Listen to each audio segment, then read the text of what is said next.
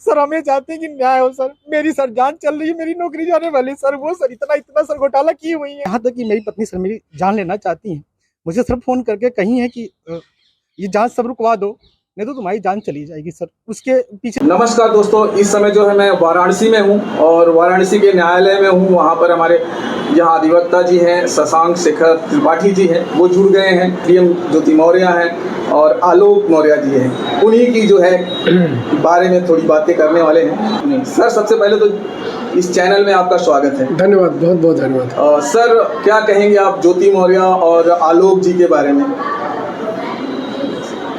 देखिए, कहना तो बहुत कुछ है, लेकिन सारी बातें मुझे लगता है कि पूरा भारतवर्ष से जानता है। बस मैं इतना कहना चाहूँगा कि ज्योति मौर्य ने जो काम किया है वह पूरी स्त्री अस्मिता के खिलाफ किया है। जी सर। और अब कोई भी पति अपनी पत्नी के ऊपर इस स्टेटस का विश्वास नहीं करेगा कि उसका सोशल स्टेटस छोटा हो या उसका जो डिजिग्नेशन है वो छोटा हो, और उससे भी बड़ा अपनी पत्नी को बनाने का प्रयास करे। और आप देखते भी हैं कि हमारे समाज में लोग शादी के बाद बच्चों को वो बनाने का प्रयास करते हैं, क्योंकि जब बच्चा कुछ बनता है तो पिता को लगता है कि वह कुछ बन गया, या जो नहीं बन पाता है वह बच्चे को बनाने का प्रयास करता है। लेकिन जिस प्रकार से आलोक मौर्य जी ने इतने महान विचारधारा का परिचय देते हुए और एक गरीब परिवार की स्त्री को अपने यहाँ जो उनके यहाँ शादी होकर के आई और उसको पढ़ा लिखा करके उन्होंने जिस तरह से उसको पीसीएस क्वालिफाई करवाया, वह निश्चित तौर पर आलोक मौर्य का यह काफ़ी प्रयास रहा होगा, उनका बड़ा बलिदान त्याग रहा होगा। बच्चियाँ छोटी रही होंगी, उनकी माँ ज्योति बच्चियों को छोड़ करके चली गई होंगी तैयारी करने के लिए। उन बच्चियों का पालन पोषण माँ बन करके आलोक ने किया होगा, और दादा दादी मतलब आलोक के माँ पिता ने भी माता पिता की भूमिका निभाई होगी उन बच्चियों के पालन पोषण में। तो निश्चित तौर पर जिस प्रकार का यह बलिदान आलोक जी के परिवार ने दिया वह आज प्रश्न चिन्ह के घेरे में है। आज स्त्री अस्मिता पर प्रश्न चिन्ह है। इसीलिए मैं भारतवर्ष की माताओं, बहनों और बेटियों से यह निवेदन करता हूँ, उनसे यह आह्वान करता हूं कि वे इस मामले का पुरजोर विरोध करें, ज्योति की पुरजोर निंदा करें, और इस विषय को सामाजिक स्तर पर इतने उठाए कि ज्योति को वापस लौटना पड़े अपने पति के पास और उनसे माफी मांगनी पड़े आलोक से। क्योंकि अब अगर कोई गरीब परिवार की स्त्री जो अपने ससुराल जाती है वह अपने सपनों को पुनः जीवित करना चाहती है और कुछ बनना चाहेगी, तो उसका पति उसको इजाजत नहीं देगा। उसका पति अगर इजाजत देता है तो उसके सास ससुर और ससुराल वाले इजाजत नहीं देंगे।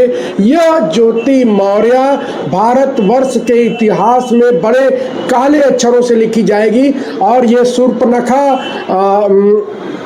और कैकेयी की श्रेणी में यह स्त्री आएगी, और मुझे लगता है कि मंथरा की श्रेणी में। और अगर पुरुष समाज को, अगर स्त्री को अपमानित करना होगा अपने और उसके धोखे की बात करनी होगी, तो वह ज्योति का नाम लेगा।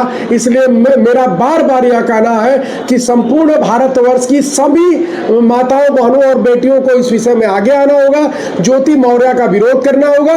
और सरकार से भी मेरा निवेदन है, केंद्र सरकार से भी और राज्य सरकार से भी, कि जिस प्रकार से इस मामले में नैतिकता की हत्या की गई है वह अत्यंत निंदनीय है। इस तरह के बड़े और जिम्मेदार पदों पर बैठे हुए अधिकारियों से यह उम्मीद नहीं की जा सकती है कि वह इस तरह की नैतिकता की हत्या करे। तो इस विषय में अगर मनीष दुबे का इन्वॉल्वमेंट है, ज्योति का इन्वॉल्वमेंट है, इसकी प्रॉपर जांच हो, महिला आयोग जांच करे, बड़े अधिकारी इसमें सीधे तौर पर जांच करे। माननीय मुख्यमंत्री से मैं निवेदन करूंगा कि इस मामले में जुडिशियल कमेटी बनाए, क्योंकि आईएएस और पीसीएस अधिकारियों का मामला है, अधिकारी ठीक से जांच नहीं करेंगे।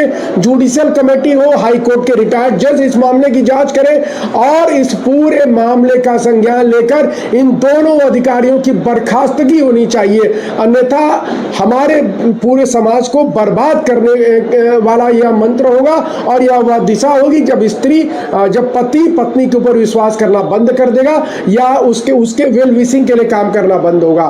तो मेरा आपके चैनल के माध्यम से सभी माताओं, बहनों, बेटियों से निवेदन है कि वे खड़ी हो और विरोध करें, ज्योति का, मनीष दुबे का और आलोक का समर्थन करें। सर एक बात और है कि अभी जैसे कि आलोक जी हैं, वो खुद कह रहे हैं, सामने से आकर कह रहे हैं, रो कर कह रहे हैं कि मुझे अपनी बच्चियों का जो भविष्य है वो जो है गर्दिश में दिख रहा है, और हम अपनी बच्चियों के जो भविष्य को बनाने के लिए अभी भी मैं ज्योति को जो है एक्सेप्ट करने के लिए तैयार हूँ। तो क्या कहेंगे मनीष? देखिए, यह तो आलोक जी की महानता है, आलोक जी की महानता है, और हम आलोक जी को सल्यूट करते हैं कि आलोक जी ने इतना बड़ा धोखा मिलने के बाद भी उसको स्वीकार करने की बात कही। एक बात मैं और कहना चाहूँगा, मुझे संज्ञान आया है ज्योति ने एक मुकदमा दहेज उत्पीड़न का आलोक और उनके परिवार, मतलब आलोक के माता पिता पर किया हुआ है कि वे लोग 80 लाख रुपया दहेज और फॉर्च्यूनर गाड़ी की मांग कर रहे थे। तो इस विषय में मैं बस इतना कहना चाहूँगा कि ज्योति ने यह एक मुकदमा करके पूरी स्त्री अस्मिता को प्रभावित कर दिया है, उसको चैलेंज कर दिया है, और उनके इस बात को कोई स्वीकार नहीं करेगा, क्योंकि अगर ज्योति के बाप की हैसियत 80 लाख रुपया और फॉर्च्यूनर गाड़ी देने की रही होती तो वो जा करके PCS और IAS अधिकारी देखे होते। लेकिन वो गरीब माँ बाप की बेटी जिसके सपनों को साकार करने का काम, उसके पंखों को उड़ान देने का काम आलोक ने किया, और उस आलोक को जिस तरह का धोखा दिया गया, यह मुकदमा चलेगा नहीं अदालत में, और यह देखिएगा इस मुकदमे में ऐसी फाइंडिंग आएगी कि जो समाज के लिए नजीर होगी। जिस प्रकार से अगर लोग फर्जी मुकदमे जिस प्रकार से लोग कर रहे हैं, तो इसलिए उनको शर्म आनी चाहिए कि इतने गरीब परिवार की लड़की ले आ करके, जिस बाप की हैसियत नहीं थी उसको पढ़ा लिखा सके, उसकी शादी चतुर्थ श्रेणी कर्मचारी से कर दी गई, और वह लड़की कहती है कि उससे 80 लाख रुपए दहेज और फॉर्च्यूनर गाड़ी की मांग की गई थी। अगर आपके बाप की हैसियत रही होती तो 80 लाख रुपए देने की आज के 15 साल पहले तो वो IAS और IPS देखे होते, चतुर्थ श्रेणी कर्मचारी क्या नहीं गए होते। उस व्यक्ति के अच्छेपन का अगर सम्मान नहीं हुआ इस समाज में, और उस परिवार का सम्मान नहीं किया गया, राष्ट्रीय महिला आयोग, राज्य महिला आयोग सबको संज्ञान में लेना चाहिए, और महिलाओं की अस्मिता के प्रश्न पर इस मामले को माननीय उच्चतम न्यायालय और उच्च न्यायालय को पब्लिक लिटिगेशन के तौर पर स्वीकार करना चाहिए, और ऐसा डायरेक्शन इस मामले में देना चाहिए कि जब भी कोई मंथरा पैदा हो, ज्योति पैदा हो, या कैकेयी पैदा होने का प्रयास करे, तो हाई कोर्ट के उस डायरेक्शन को देखे, उत्तर प्रदेश और केंद्र सरकार के उस आदेश को देखे, और इन दोनों का टर्मिनेशन होना चाहिए, ज्योति का भी और मनीष का भी, क्योंकि जिस सर्विसेज में ये लोग हैं उनसे नैतिकता की उम्मीद की जाती है, क्योंकि इनके अगल बगल और इनके इन्वायरमेंट में ऐसे लोग होते हैं जो बहुत कमजोर तरह के लोग होते हैं और इनके सबऑर्डिनेट्स होते हैं। तो इनका जो कंडक्ट है वह समाज के प्रति अपराध है, इनकी नौकरी के प्रति अपराध है, देश के प्रति अपराध है, और परिवार के प्रति अपराध है। तो इस वक्त प्रॉपर इनके खिलाफ कार्रवाई होगी तो समाज में संदेश जाएगा। तो चलिए दोस्तों, अभी आप जो सुन रहे थे ये थे वाराणसी न्यायालय के अधिवक्ता शशांक शेखर त्रिपाठी जी, और मैं दोस्तों अब वीडियो यहाँ समाप्त करेंगे और फिर मिलेंगे हम कहीं और दूसरे वीडियो में। जय हिंद, जय भारत।